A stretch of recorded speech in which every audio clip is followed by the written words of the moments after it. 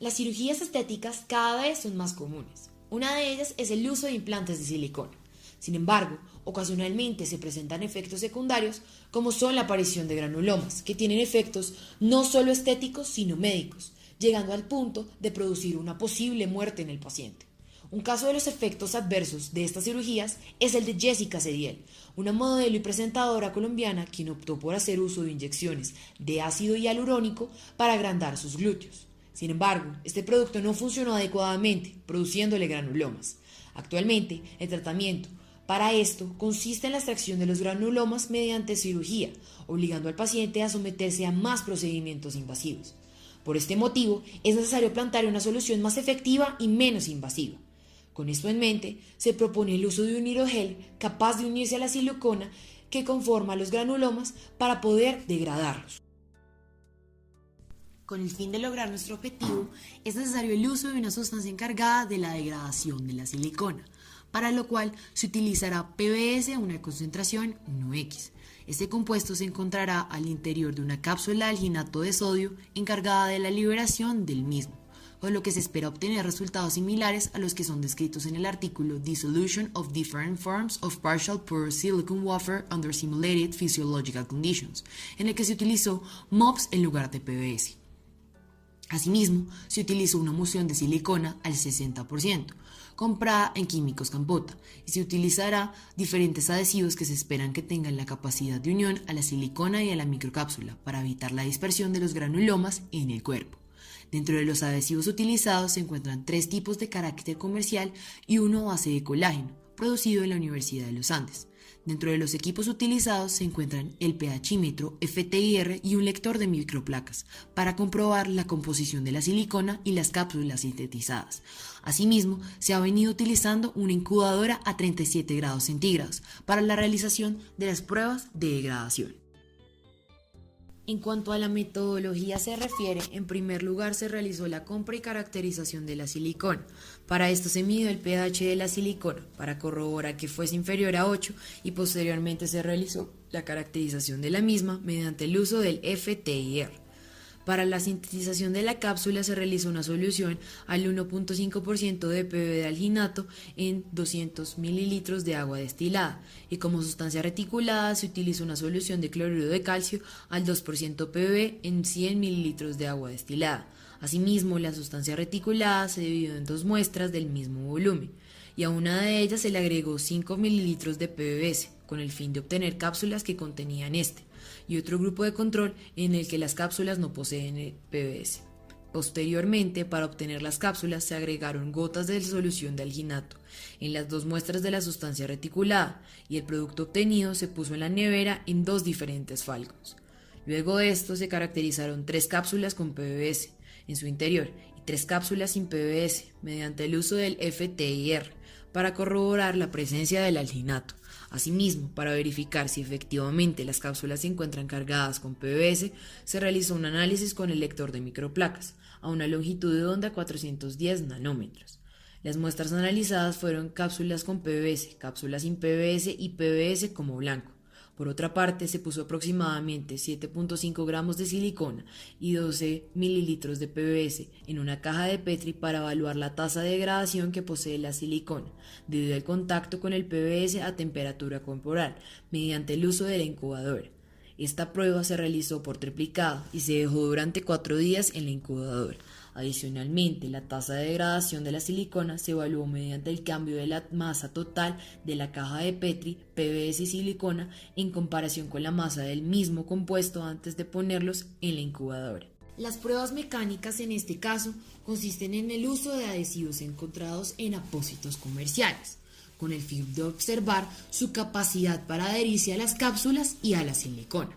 Para esto se usarán 3 adhesivos, un adhesivo de poliéster, un copolímero de acrílico y uno de caucho, encontrados en las curas, microporo y esparadrapo, respectivamente. Con esto en mente, se colocarán tiras de los diferentes adhesivos y sobre estas se depositarán muestras de silicona, cápsulas con PBS y sin este. Se esperarán 2 minutos y se volteará para observar la adhesión de estos a las cintas. Por otra parte, se realizarán pruebas sobre el adhesivo de colágeno que es desarrollado en la Universidad de los Andes. Para este, se colocará una gota en la punta de un guante.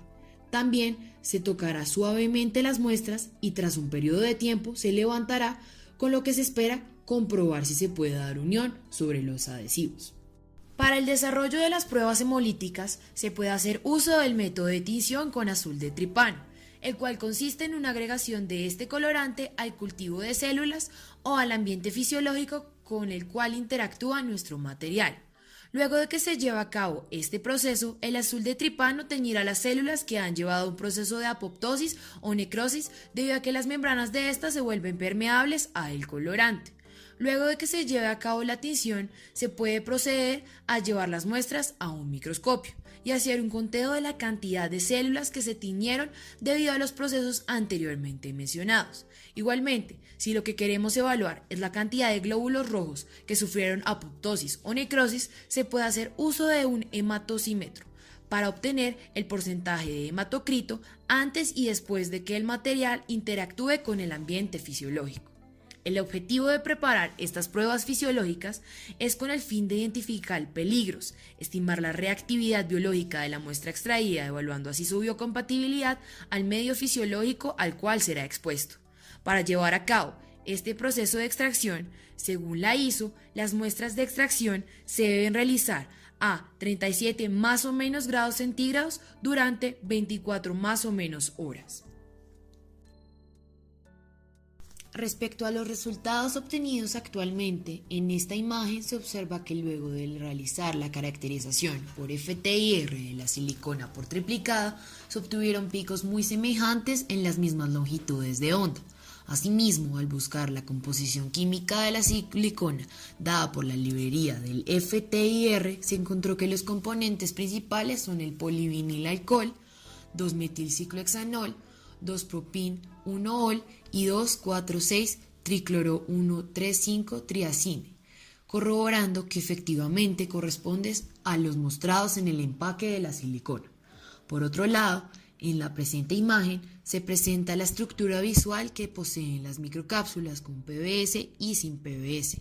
Como se puede observar, el tamaño de estas no es el mismo, por lo que se esperaba que al realizar las pruebas se presenten algunos errores debido a su diferencia morfológica. Ahora bien, al graficar los datos obtenidos mediante el FTIR, las cápsulas con PBS y sin PBS se obtienen gráficas muy similares. Asimismo, se observa que los picos generados entre 1500 y 1700 centímetros a la menos 1 y 3000 y 3500 centímetros a la menos 1, los cuales se encuentran encerrados en nuestras gráficas, se asemejan en amplitud y longitud de onda con las gráficas para el alginato de sodio encontradas en la literatura. Debido a esto, se puede corroborar que efectivamente el componente principal de las microcápsulas es el alginato de sodio. Adicionalmente, al realizar la lectura de la absorbancia mediante el lector de microplacas para cada una de las muestras, se observa que los datos obtenidos para las cápsulas con PBS son mayores que para las cápsulas sin PBS. Estos datos son acordes a lo esperado, ya que las cápsulas con PBS, al tener un líquido en su interior, no se pueden entrecruzar de la misma manera que las cápsulas sin PBS, permitiendo que el cuerpo absorba en mayor cantidad la radiación generada por el lector. Asimismo, al realizar la diferencia de absorbancias para los dos tipos de cápsulas analizadas, se observa que su valor es muy similar al obtenido por el lector para el PBS, es decir, el blanco. Debido a esto, nos permite corroborar que las cápsulas con PBS efectivamente sí están cargadas con el compuesto de nuestro interés. Adicionalmente, se denotó una efectividad en las pruebas de degradación, en donde el cambio del peso neto de la caja de Petri más la silicona más el PBS antes y después del tiempo en la incubadora denotó un cambio en la tasa de degradación del compuesto de interés. Por otra parte, para poder corroborar lo que se estaba denotando cuantitativamente, se realizó un FTIR, en donde los componentes que en mayor proporción se encontraron fueron diferentes a los que se generaron para la solución de silicona antes de ponerlos en PBS. Finalmente, como se presentó en la sección de resultados, lo que hemos obtenido ha sido acorde a lo esperado y se espera que las pruebas de caracterización mecánica y de hemólisis sean favorables con el fin de brindar una estrategia inicial para la degradación de los granulomas generados por los implantes de silicona.